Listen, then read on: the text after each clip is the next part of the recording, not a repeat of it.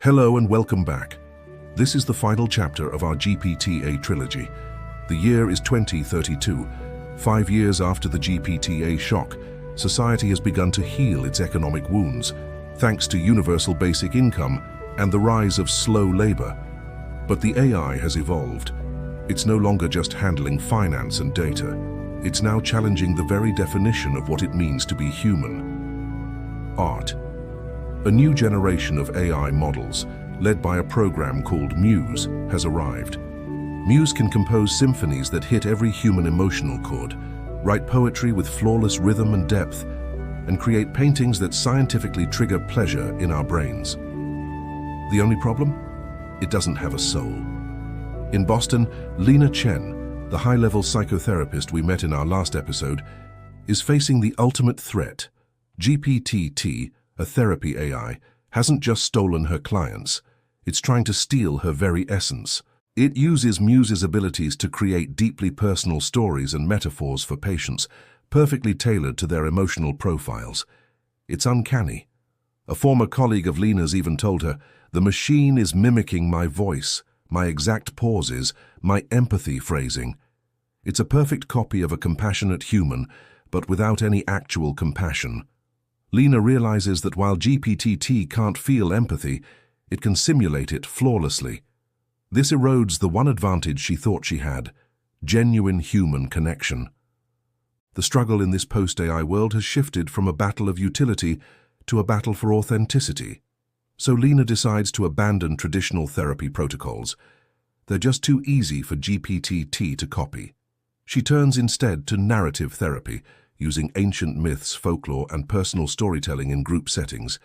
She's searching for a path that embraces the ambiguous, the contradictory, the beautiful messiness of being human, things that are fundamentally difficult for a logic-driven AI to understand. In one pivotal session, she asks her group, mostly former knowledge workers suffering from what's been called the meaninglessness epidemic, to write a short story about their lives.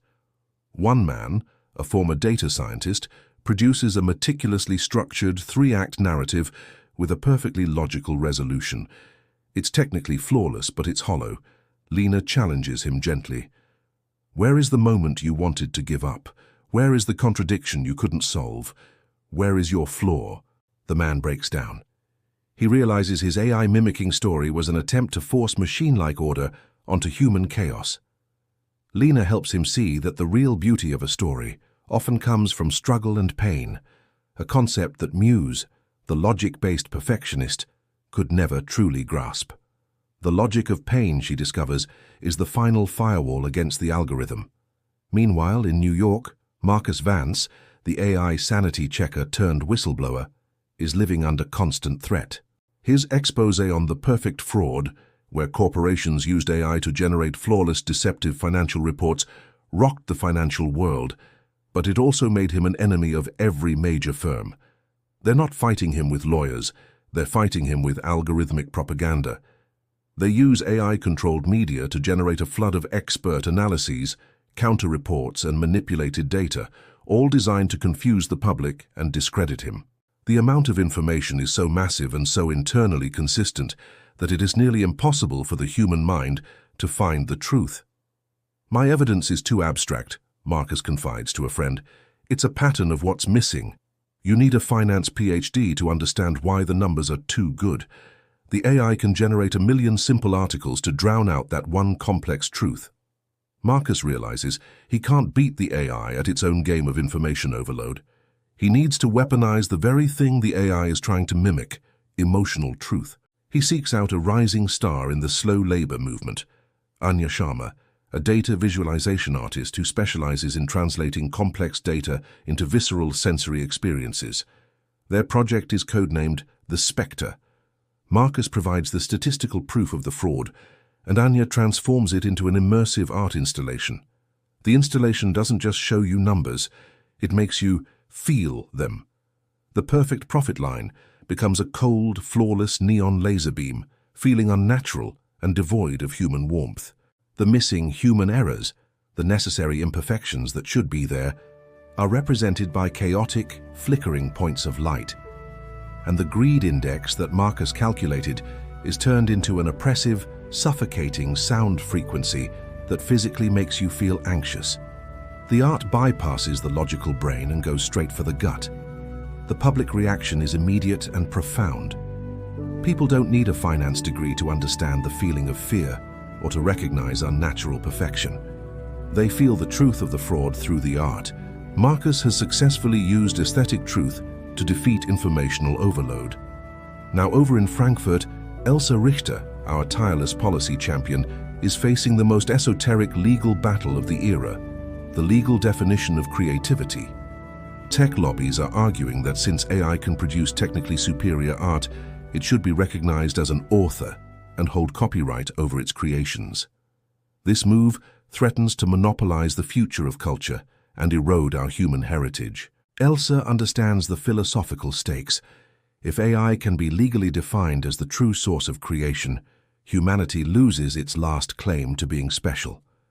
She gathers experts, including Lena and Anya, to build her case for the Humanity of Creation Act. Her argument is that creativity isn't just technical output. It's a process rooted in human consciousness, struggle, contradiction, and the intent to communicate a shared experience. She presents Lena's findings. AI struggles with stories that have unresolved moral ambiguity. She presents Marcus and Anya's work. AI cannot authentically replicate the intentional aesthetic chaos needed to convey deep human truths. In a landmark ruling, the European Court of Justice adopts Elsa's framework. The court decrees that human creativity is an expression of lived conscious experience and internal contradiction. Therefore, AI outputs shall be classified as tools, not authors. This decision protects human artists, prevents an AI monopoly on culture, and affirms that the true value of art lies in its intentional human origin. The ruling sends a clear message. Humans are the sole authors of their own meaning. The final chapter of the GPT-A crisis was not written by algorithms, but by artists, therapists, and lawyers committed to the non-quantifiable value of life. We learned that the 90% of work that was replaced was merely labor. The 10% that remained and the new roles that emerged were all about creating meaning. Lena secured the future of empathy by proving its artistic value. Marcus secured the future of truth by using art to expose the flaws in logical perfection. And Elsa secured the future of culture by legally defining the human soul.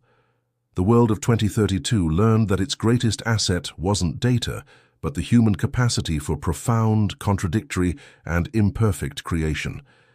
The specter of unemployment didn't destroy us. It forced a cultural and philosophical renaissance. We learned that in the age of machines, the ultimate resistance is to create a story that cannot be perfectly told, to feel an emotion that cannot be perfectly modeled, and to demand a space that cannot be algorithmically optimized.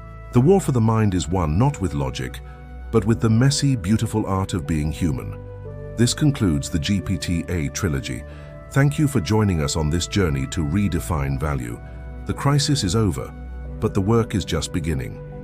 What is your role in this new era of liberation? Hit that subscribe button to join our community as we explore the new frontiers of human value and purpose-driven work. If this story resonated with your sense of creativity, please like and share this episode. Let the world know that our imperfection is our greatest strength. And please leave a comment below. What do you think is the most AI-proof form of art or expression? What is the most human thing you did today? We want to hear your unique story. Don't just survive the AI era. Define it.